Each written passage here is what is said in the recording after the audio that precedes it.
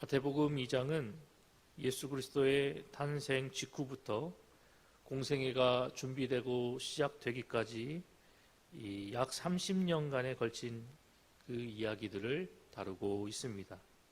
그 가운데 오늘 우리가 함께 살펴본 본문의 말씀은 동방박사들의 아기 예수 방문과 경배 사건을 이야기하고 있습니다. 오늘 본문 속에서 이야기되는 이 사건은 예수님의 탄생과 관련된 이야기 중에 신비로운 스토리가 담긴 사건입니다. 본 사건은 예수님께서 이방인에게도 왕으로 인정받았음을 우리에게 이야기하고 있습니다. 뿐만 아니라 이를 통해서 예수님께서는 유대인의 왕뿐만이 아니라 온 인류를 구원할 메시아요 그리스도이며 만왕의 왕으로 이 땅에 오셨다라는 사실을 우리에게 깨닫게 하고 있습니다. 또한 유대인이 아닌 이방 출신의 박사들이 처음으로 아기 예수를 경배하였다라는 이 사실은 예수님께서 장차 자기 백성에게는 배척을 당하시지만 이방인들에게는 환영을 받으실 것이다라는 사실에 대한 예표가 되는 사건이기도 합니다. 그렇다면 이러한 내용을 가지고 있는 오늘 본문의 말씀이 우리에게 들려주고 있는 영적인 교훈은 과연 무엇일까요? 먼저 첫 번째로 오늘 본문은 구원의 은혜는 복음을 듣고 영접하는 자에게 주어진다라고 우리에게 교훈합니다. 2절에서부터 5절까지의 말씀을 살펴보면 메시아의 탄생 소식을 들은 후에 보여지는 그런 사람들의 반응을 우리에게 들려주고 있습니다. 이 구절을 통해서 우리는 구원은 어떤 사람들에게 주어지는가에 대해서 다시 한번 발견하게 됩니다. 2절 말씀을 살펴보면 동방에서 온 박사들이 별을 보고 유대인의 왕에게 경배하러 왔다라고 이야기합니다. 여기서 말하는 이 유대인의 왕이란 표현은 이방인들 사이에서 메시아를 나타내는 별칭으로 쓰인 말이라고 합니다. 이 말은 유대인들이 메시아를 나타낼 때 사용하였던 다윗의 자손과도 같은 의미의 말이기도 합니다. 박사들은 메시아에 대해 아는 것은 별로 없었지만 오직 자신들이 관찰했던, 자신들이 발견하였던 그 메시아의 별을 보고 경배하기 위해서 머나먼 이 타국 이스라엘을 향해서 그 동방에서부터 먼 길을 찾아오게 되었습니다. 그러나 3절에서부터 5절까지의 말씀을 살펴보면 헤롯 왕과 유대인들의 그런 모습을 우리에게 이야기하고 있는데 그들은 메시아의 탄생 소식을 듣고도 전혀 기뻐하지도 않고 그리고 경배하려 하지도 않았던 그런 모습을 우리가 발견하게 됩니다. 오히려 헤롯 왕은 왕의 탄생 소식에 놀라서 공포에 휩싸였고 결국 그는 메시아를 죽이려고까지 하였던 모습을 우리는 보게 됩니다. 이와 더불어서 종교 지도자들은 매우 성경에 능통하였고 그들이 이러한 성경의 지식을 통해서 메시아의 탄생에 대해서 너무나 잘 알고 있었음에도 불구하고 정작 이 메시아의 탄생 소식을 들었을 때 그들은 아무런 기쁨도 어떠한 모습도 나타내지 않았습니다. 이렇게 크게 두 가지 부류의 모습을 이 본문의 말씀은 우리에게 보여주며 이들의 모습을 통해서 진정 하나님의 구원의 은혜를 받는 사람은 어떠한 부류의 사람들인가에 대해서 본문은 우리에게 분명하게 이야기를 하고 있는데 이 동방의 박사들과 헤롯 왕을 비롯한 당시 유대 종교 지도자들 가운데 과연 누가 하나님의 은혜를 입게 되었을까요? 우리가 잘 아는 바와 같이 바로 기쁨으로 그리스도께 경배하며 나아갔던 동방의 박사들만이 하나님의 은혜를 받게 되었습니다. 이러한 이 두 부류의 사람들의 모습을 통해서 우리가 깨닫게 되는 것은 우리에게 허락하여 주신, 우리에게 들려주신 이 놀라운 하늘의 은혜, 이 구원의 메시지는 단순히 듣는다라고 얻어지는 것이 아니다라는 것입니다. 하나님께서 우리에게 허락하여 주신 이 구원의 은혜는 그 구원의 메시지를 듣고 그것을 기쁨으로 영접하는 자들에게만 허락되어지는 것이 바로 구원의 은혜다라는 사실을 본문은 다시 한번 우리에게 교훈하고 있습니다. 다른 누구들보다도 성경을 더 잘 알고 있었던 이 유대 종교 지도자들은 예수님께서 이 복음서의 말씀을 통해서 우리에게 분명하게 보여주셨듯이 그들이 칭찬의 대상이 되었던 것이 아니라 그들이 바른 신앙과 믿음의 본을 보였던 그런 선망의 대상이 되었던 것이 아니라 오히려 예수님께 심한 책망을 받고 오히려 저주의 소리까지 들었던 그런 모습을 보였던 사람들이 바로 당시 유대 종교 지도자들이었습니다. 하지만 이와는 반대로 성경의 지식은 부족했을지언정 우리의 구원자로 이 땅에 오신 그 예수님을 향해 자신의 전 재산과도 같았던 그 귀한 향유를 부어 주님의 장례를 대비했던 그 죄 많은 여인은 오히려 예수님께 많은 칭찬과 함께 구원의 은혜를 누리는 복의 주인공이 되었음을 우리는 누가복음의 말씀을 통해서 발견하게 됩니다. 이런 말씀을 통해서 우리는 다시 한번 이 구원의 은혜는 그 구원의 그 메시지를 기쁨으로 받아들이고 그리고 기쁨으로 그것을 영접하는 자들에게만 허락되어진다는 사실을 우리는 다시 한번 발견하게 됩니다.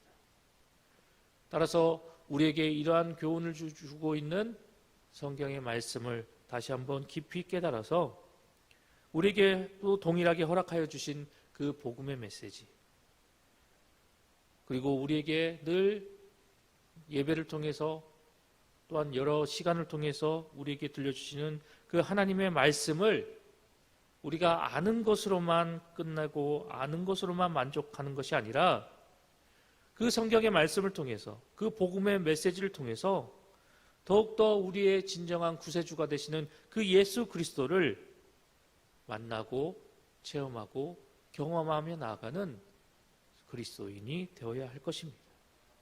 더 나아가서 내가 만난 그 예수님을 통해서 나만이 그 구원의 은혜를 누리고 나만이 그 구원의 복된 길을 걸어 나가는 사람이 되는 것이 아니라 내가 아는 그 예수 그리스도, 내가 만난 그 예수 그리스도, 그리고 내가 체험한 그 예수 그리스도를 다른 이들에게 소개하고 다른 이들이 알게 하고 또한 다른 이들이 그분을 발견하게끔 함으로 인해서 나뿐만이 아니라 나를 통해서 그 예수 그리스도를 소개받은 많은 사람들 역시 함께 그 복된 구원의 길을 걸어나갈 수 있도록 그들을 인도하며 나아가는 복의 통로가 되는 사람들이 되어야 할 것입니다.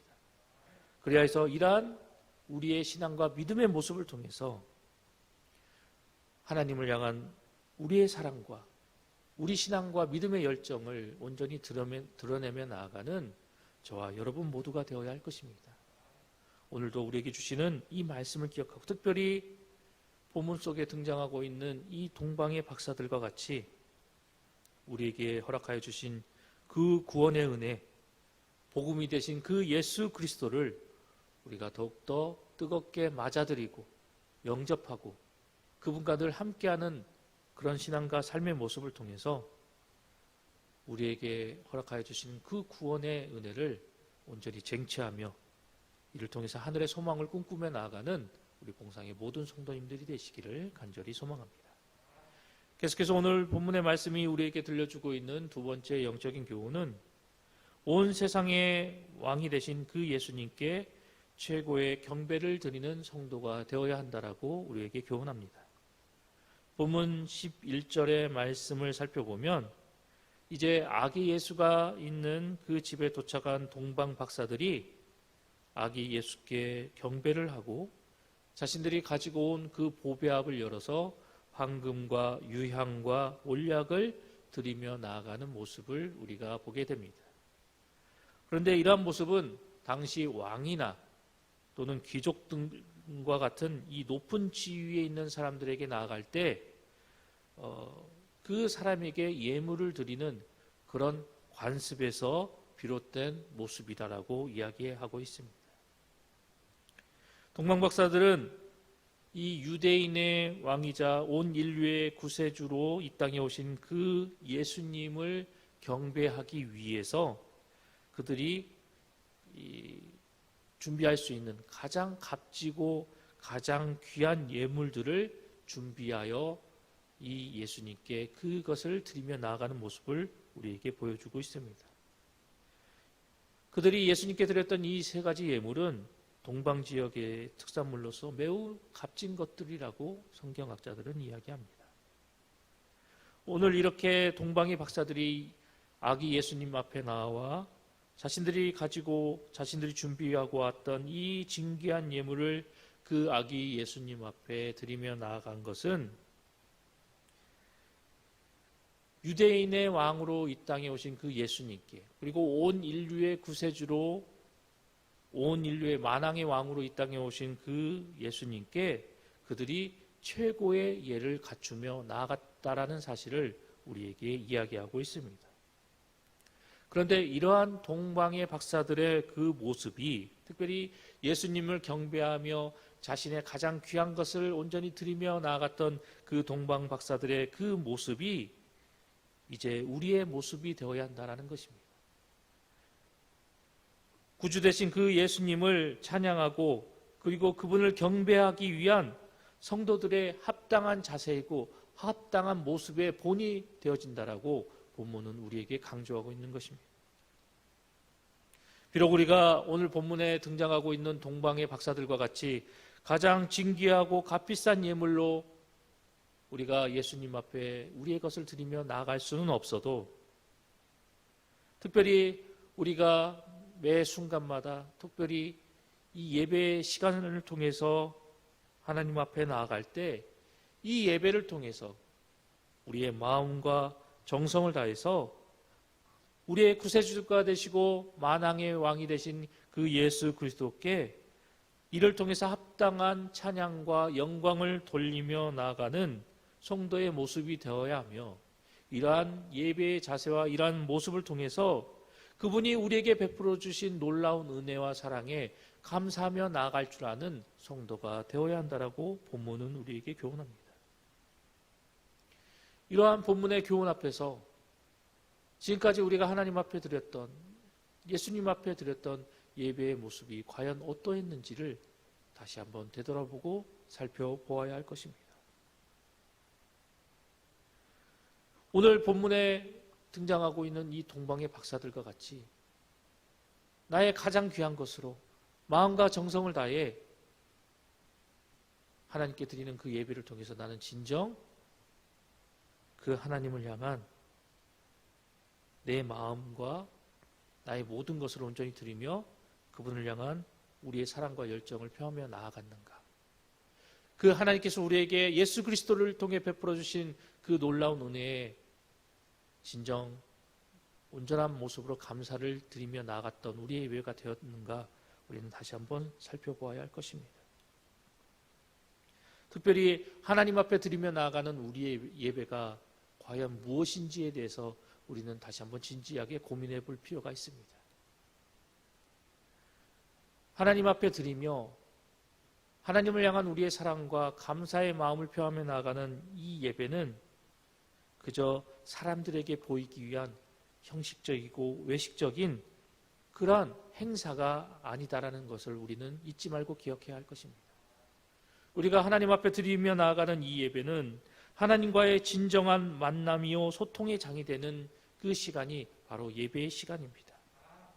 아무리 우리의 예배가 화려하고 아무리 우리의 예배가 정교하고 뛰어나다 할지라도 그 예배를 드리며 나아가는 예배자가 그 예배를 드리며 나아가기에, 그 예배를 하나님 앞에 온전히 드리며 나아가기에 합당치 아니한다면 그 예배는 단순한 인간의 행사, 종교적인 행사로 끝나버리고 말 것입니다. 우리는 다시 한번 잊지 말고 기억해야 할 것입니다. 왜 예수님께서 인간의 몸을 입고 이 땅에 오셨는지를 말입니다. 예수님은 당신이 창조하신 그 피조물을 위해서 인간의 몸을 입고 이 땅에 내려오셨습니다. 그리고 이곳에 있는 저와 여러분을 위해서 하나뿐인 자신의 생명을 아낌없이 희생하여 주셨습니다. 때문에 우리는 그 예수님 앞에 나아갈 때 내가 그분 앞에 드릴 수 있는 가장 값지고 귀한 것으로 우리를 향한 그 놀라운 사랑에 보답하며 나아가는 성도가 되어야 할 것입니다. 오늘 본문 속에 등장하고 있는 이 동방의 박사들과 같이 비록 내가 값비싸고 진귀한 것을 가지고 있지는 않다 하여도 내가 그 놀라운 사랑을 베풀어 주신 그 하나님 앞에 보일 수 있는 나의 진정한 감사의 마음, 뜨거운 신앙과 믿음의 열정을 온전히 보이며 나타내며 나아가는 저와 여러분 모두가 되어야 할 것입니다. 오늘은 예수님의 탄생을 기념하는 성탄주일입니다. 나를 위해 십자가의 대속 제물이 되신 그 예수 그리스도를 향해 오늘도 주어진 이 하루의 시간 속에서 우리는 우리의 가장 귀한 것을 드려 우리를 구원하시기 위해 이 땅에 탄생하신 그 예수님을 온전히 경배하며 나아가는 귀한 하루가 되어야 할 것입니다.